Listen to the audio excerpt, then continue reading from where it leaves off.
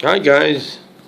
Welcome back to part two of the reading of Quentin Crisp's foreword to Dime Store Days. It all of a sudden we were the camera stopped recording and it stopped right in the middle. But anyway, here's the foreword by Quentin Crisp. So anyway, he was talking about Joan Crawford, the actress, the great actress. Let's continue here. Of these, Miss Crawford was undoubtedly the queen, not because she was elected, but she struck the faces of her competitors with gem-encrusted fists and trampled their falling bodies beneath the leaden platforms of her shoes. She represented perfectly that phase of fashion when women decided to become ogres. Her face, an icon of ravenous desperation. No amount of lipstick could feed a mouth as hungry as hers. No stockade of eyelashes could provide safety for eyes so terrified. No padding could give the bowed shoulders anything but the boldness of concealed panic.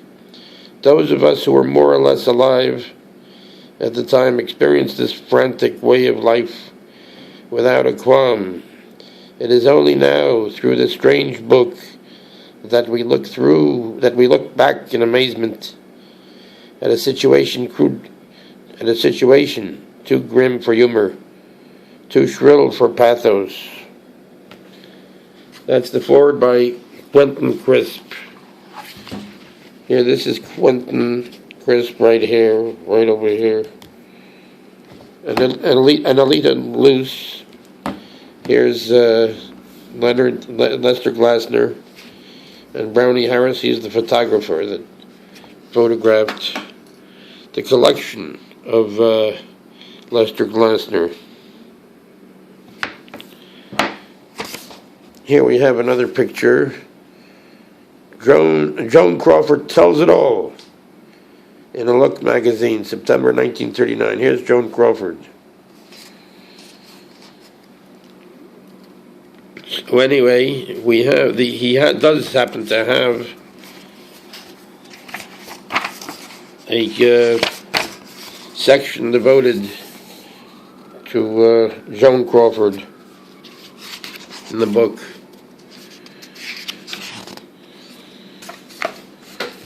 Let's see where it is.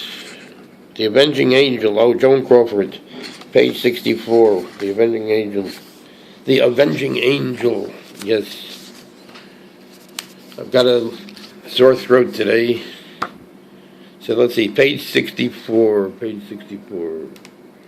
Here, this is his section on Joan Crawford, the great actress of that time. The Avenging Angel, Joan Crawford. These are some posters from when she was an actress. A Woman's Face. There's the name of that. That's Joan Crawford and Melvyn Douglas. Crawford Inspired Regalia. Here, this is A Woman's Face, Coming Attractions. Here, this is more from Joan Crawford. That's Joan Crawford with her first husband, Douglas Fairbanks Jr., on an unsuccessful second honeymoon.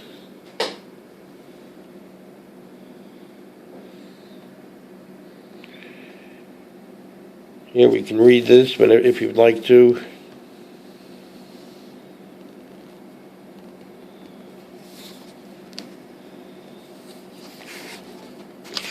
He's got a couple of pages on Joan Crawford. Here, this is Joan Crawford, an advertisement, Royal Crown Cola, Joan Crawford, you see. There she is. She's Joan Crawford. What does it say? Lovely Joan spreads Christmas cheer enough to last the whole new year. Oh, look at that. There she is. Royal Crown Cola. Royal Crown Cola. There she is again. This is pre-promotion fan magazine publicity for her comeback film. Mildred Pierce, 1944. In this December 1944 advertisement, Joan promoted her appearance in the Warner Brothers All-Star flag-waving entertainment Hollywood Canteen, sold defense bonds, spread Christmas cheer, and extolled the efficacy of Royal Crown Cola. She did a lot of advertising and a lot of publicity. Here's Joan Crawford, Jack Carson, Zachary Scott, Mildred Pierce. And she won an Oscar for it, too.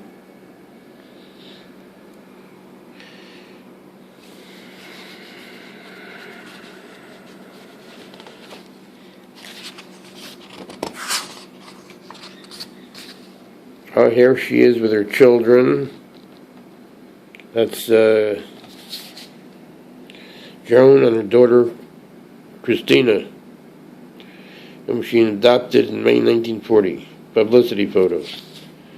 It's a publicity photo here, so that you can read this if you'd like.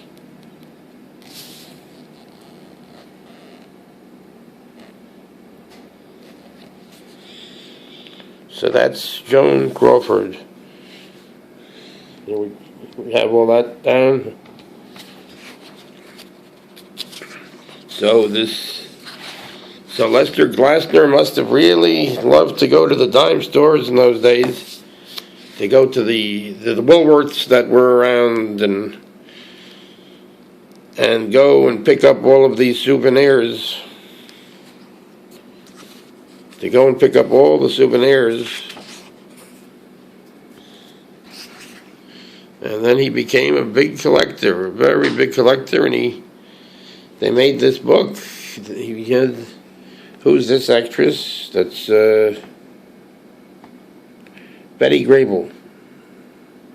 Sunglasses from the 1940s, but they were khaki green, sepia toned lenses were designed to complement perfectly the furious reds and lipstick worn by Technicolor stars such as Betty Grable.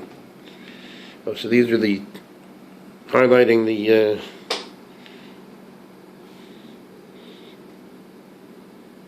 sunglasses.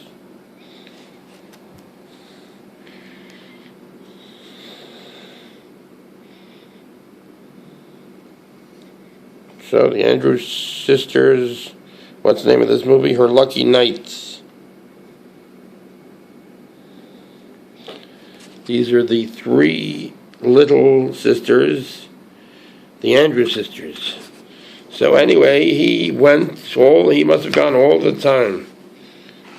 Lester, Mr. Glasner, over to all of the various dime stores that he could at the time. And he picked up all this stuff, this collection, this marvelous collection. So anyway, this is Quentin Crisp and Anita Luce. This is Dime Store Days is one man's remembrance of an age that is long gone, a recollection of a time that is still very much alive in the world of fantasy. Lester Glasner spent his childhood in the B movie palaces and the 5 and 10 cent stores of the 1940s, and the impressive trove of 30s and 40s dime store junk in his book brings to life the dazzling phosphorescence of America's buoyant past. Brownie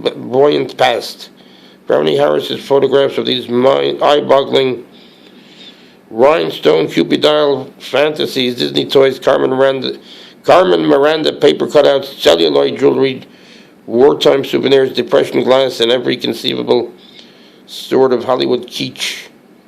For nostalgia buffs, collectors, And anyone who has ever chased a dream, dime store days will inspire us to keep the joyous memories of childhood alive forever.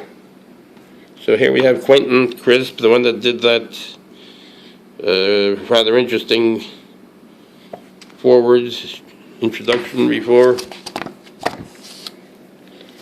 And okay, here we have the